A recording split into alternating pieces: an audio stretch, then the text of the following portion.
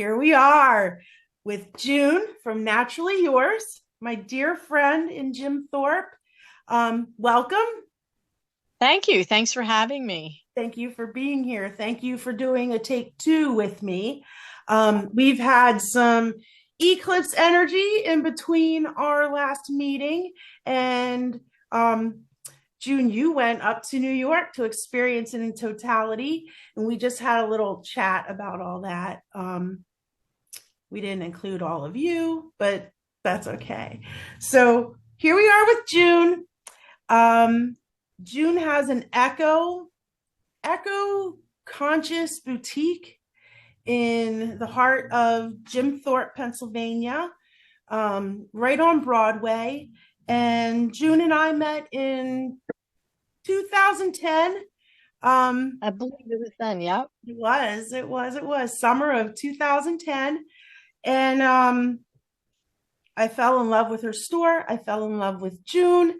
Um, she has so much to offer all of us in insight about living naturally, about honoring our earth, and about making better choices in our lives so that we can live healthier, live more in tune with Gaia, with our Mother Earth. Um, so, June, can you tell us a little bit about your store? Sure. I would love to. I've been in business. It'll be 17 years this August, the end of August. We started out in a small little, maybe 900 square foot footprint. And when I first opened, I wanted it to be a lot of like locally crafted things, a lot of things that you could use around the house, things that would help you. We had eco-friendly trash bags, corn-based biodegradable trash bags. We had hemp placemats.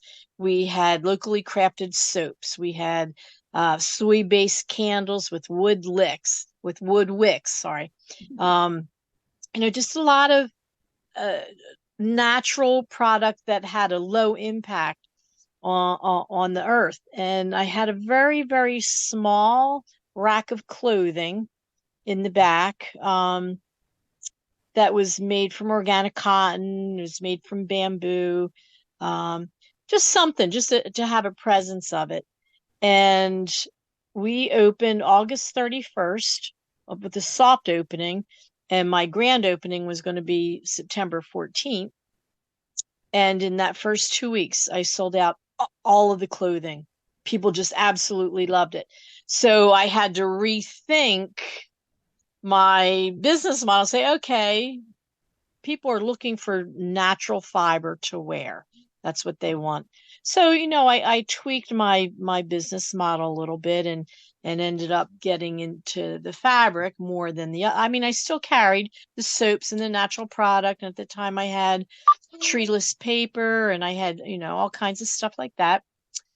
Um, but I focused more on the clothing and that grew and grew and grew. And we started carrying a wonderful line of organic cotton from Maggie's Organics, and I carried packed organic cotton, carried some linen product, also carried some stuff made from recycled cotton, recycled polyester, even though polyester is not really good for the earth, it was recycled. They were able to make fiber out of it. So I had some of that.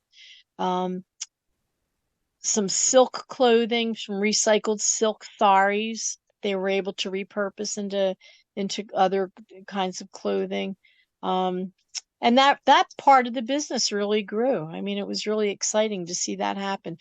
We did carry some bamboo, which I no longer carry, only because of the processing of bamboo. It takes a lot of toxic chemicals to change it into fiber. I understand that they're working on that process to make it more sustainable and a lot less environmentally impactful. Um, so if that should turn around, then I will carry it again.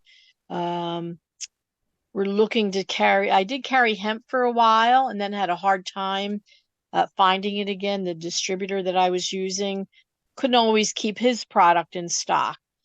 So we dropped that and we're looking to build that back up again. So yeah, carried a bunch of. I had several local jewelers whose items I carried in the shop. So yeah, it's been a lot of fun getting it all together. Yep. Yes.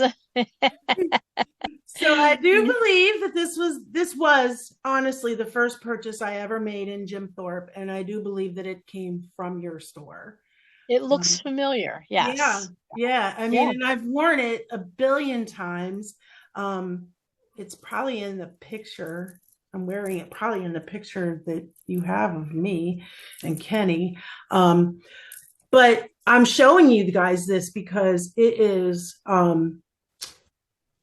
it's smoky quartz. It's obsidian, and there's little pieces of hematite in the middle.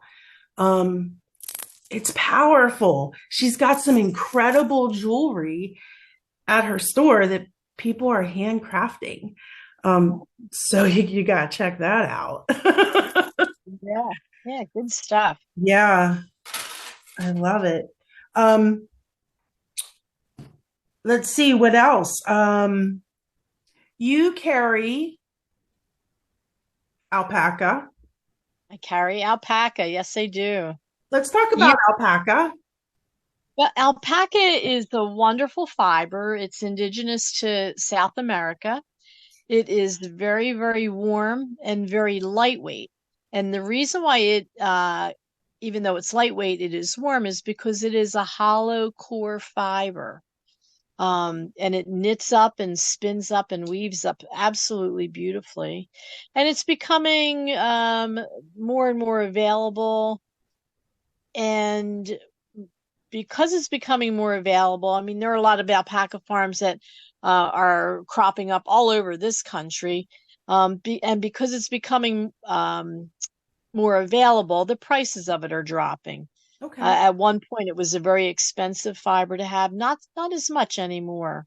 Um, and people come to the store. I sell alpaca sweaters, and I have customers come in. They'll say, "Oh, I must have this in 6 different colors." And every time we come to town, I have to come in and buy another sweater. So, yeah, they really do sell themselves. They're very basic. It's a little roll neck sweater, very basic, but they're very, very warm. Do you still have fingerless gloves? I do have fingerless gloves, although not this time of year. Oh, of course.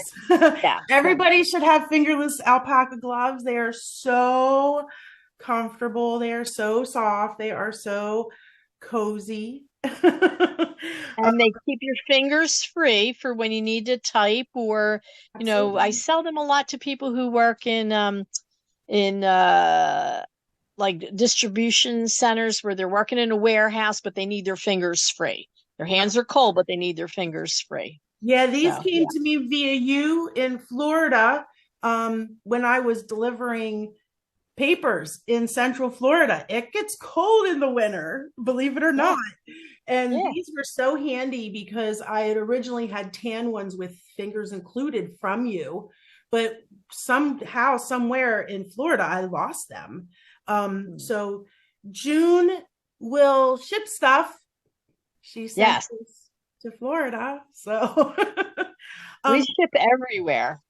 June, real quick, I just want to let you know my timer for some reason just showed up that we only have 10 minutes left. Okay. So when this shuts down, if you will stay put and we'll start back up again, is that okay? Oh, yeah, sure. That's Okay. fine. I guess it took up our time that we were chatting ahead Oh, of time. I don't know. eclipse talk. Yep. Yeah, it's fine. It's just Yeah. okay, so this is gonna end up cutting out in us, but let's keep going here. And then we'll come back. Um, so let's talk about I want to know about when echo consciousness came into your life. Well, oh boy. It, I think it was always a thing. I think I think I probably as a small child, picked it up from my mom.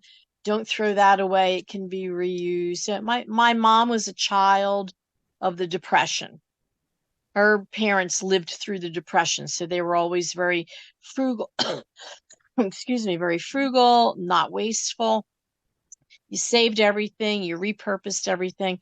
And that was just a part of my growing up. And then when I got into, and then back in the day, there was, um, the hippies were all into recycling and taking care of Mother Earth and Earth Day and all of that stuff. And I was a part of that. And then once I had kids, it was still ingrained in me. You got to do what's best for the kid. You got to leave the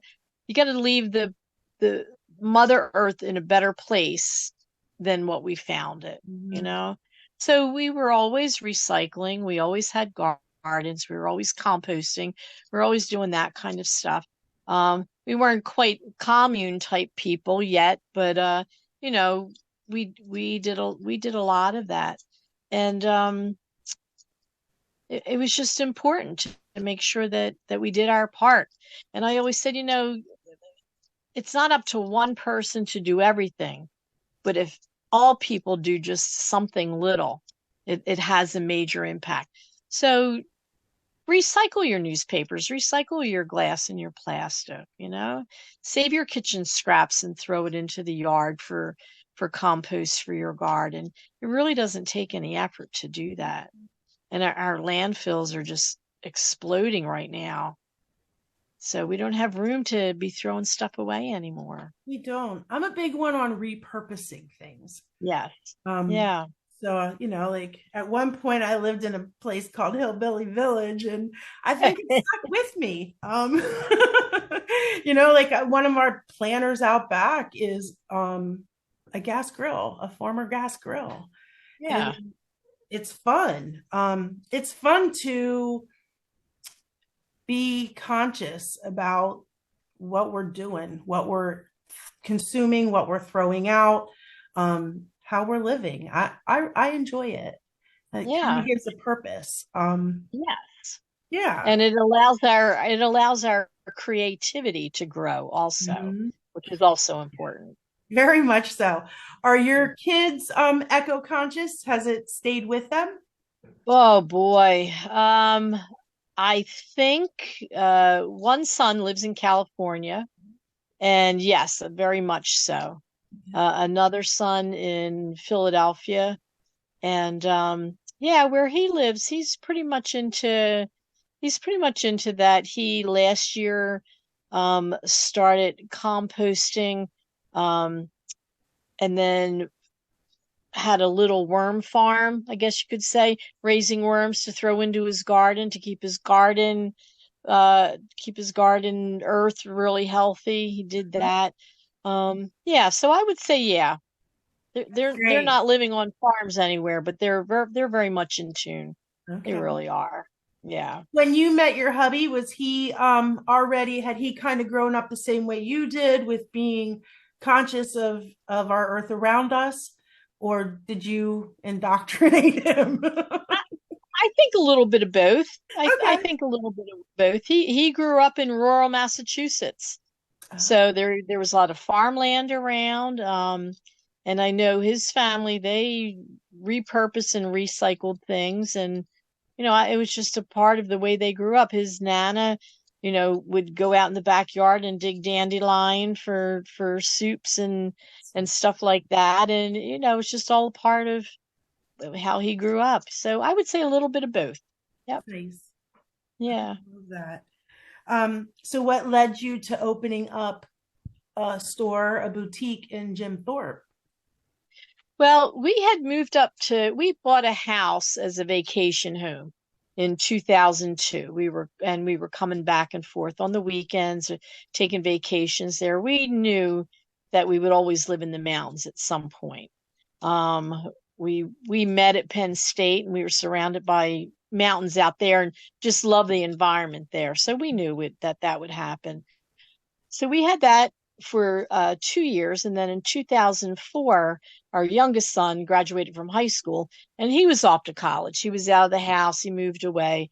Um, and we decided to sell our house down in Montgomery County and move up here full time. So when we did that, I was commuting back and forth to work. It was an hour's drive one way, 5 days a week. And I was like, this is just not good for my mental health. I mean, I loved my job. Don't get me wrong. It was a wonderful job, but just that hour commute and it just got to me. So I did that for 2 years. And after that, I just said, I need to do something different. I knew I still needed to work, but I needed to do something different, not that far away.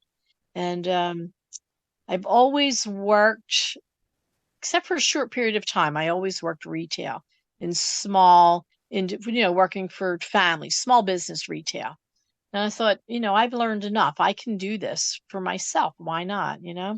So at that time, it was either to do something environmentally friendly or to do like an artisan co-op.